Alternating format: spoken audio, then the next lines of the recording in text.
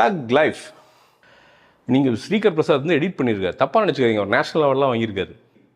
இப்போ ரஹ்மான் சார்லாம் வந்து ரஹ்மான் சார்லாம் எனக்கு பெரிய மரியாதை.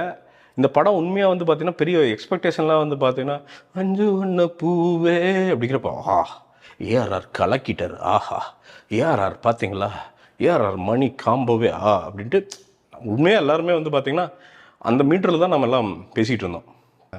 ஆண்டவருக்கு வந்து சப்போர்ட்டு தான். ஆண்டவர் வந்து தமிழ் மொழியை தூக்கி பிடிச்சிருக்காரு, அதுக்கு சப்போர்ட்டு தான். இது கிட்டத்தட்ட நாயகன் அப்படிலாம் தான். சிம்புலாம் உயிரை கொடுத்து நடிச்சிருக்கா. அப்படி சிம்புலாம் அவ்வளோ வேலை பண்ணியிருக்காரு, உயிராக கொடுத்து பார்த்தீங்கன்னா சேம் கமல் சார் என்ன வயசுக்கு மீறி நிறைய வேலைகள் வந்து பண்ணி வச்சுருக்காரு. அவ்வளோ எக்ஸ்ப்ரெஷன்ஸு, அழுகை, அம்மா கண்டெல்லாம் விளையாண்டுருக்காரு. டைலாக்லாம் உண்மையாலுமே ஃபஸ்ட் ஹாஃபில் வந்து நாசர் சார்லாம் வந்து பார்த்தீங்கன்னா அப்போவே இது பண்ணுவான், அப்புறம் அங்கே வந்து கொஞ்சமாக வந்து பார்த்தீங்கன்னா ஆய் தொட்டு போயிடுவான் அப்படிங்கிற அந்த குபீர் அங்கங்கே ஷைன் ஆகுது. கமல் சார் வந்து அந்த கேரக்டர் வந்து அவ்வளோ கரெக்டாக நடிக்கிறார். எப்படின்னா அது ஒரு வயசான கேரக்டர் அப்படிங்கிறங்காட்டிக்கு ரங்கராய சக்திவேல் அப்படிங்கிறவர் ஒரு சின்ன மூமெண்ட் கூட அந்த வயசானவர் அதை மேட்ச் பண்ணணும், ஒரு டான்ஸ் கூட ஸ்பீடாக ஆடக்கூடாது, ஏன்னா அதுக்கு மேட்ச் ஆகணும்னு அவ்வளோ யோசிச்சு நடிக்கிறார்.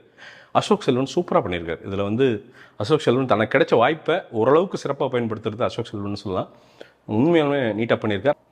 சிம்பும் பாட்டு உழைச்சி தள்ளியிருக்கா. அப்படி அவர் என்ன பண்ணுவார், சண்டை போட சொன்னால் போடுவார், எக்ஸ்பிரஷனாக சூப்பராக பண்ணுறாரு. கொண்டாடுறோமே அவங்களையா, காலில் தொட்டு கும்பிட்றோமையா, இது மாதிரி படங்கள் எடுங்கய்யா, காலை தொட்டு கும்பிட்றோம் நாங்கள்.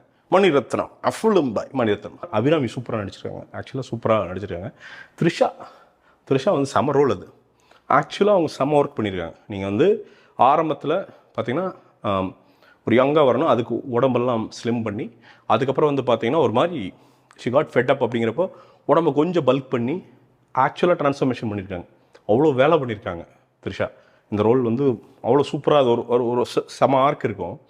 ஒரு எப்படி சொல்கிறது, ஒரு அபலை, ஒரு எப்படி சொல்கிறது, சொசைட்டியால் நிராகரிக்கப்பட்ட ஒரு அபலை பெண், அதை வந்து அவ்வளோ அக்யூரேட்டாக பண்ணியிருக்காங்க. போங்க போய் பாருங்கள். பட் எனக்கு ஆண்டவர் கமல் சார் நமக்கு ரொம்ப பிடிக்கும் அவரை. மீண்டும் ஒரு விமர்சனம், நோட்டம் இல்லாத வீடியோவுடன் உங்களை சந்திக்கிறேன். அதுவரை நன்றி, வணக்கம்.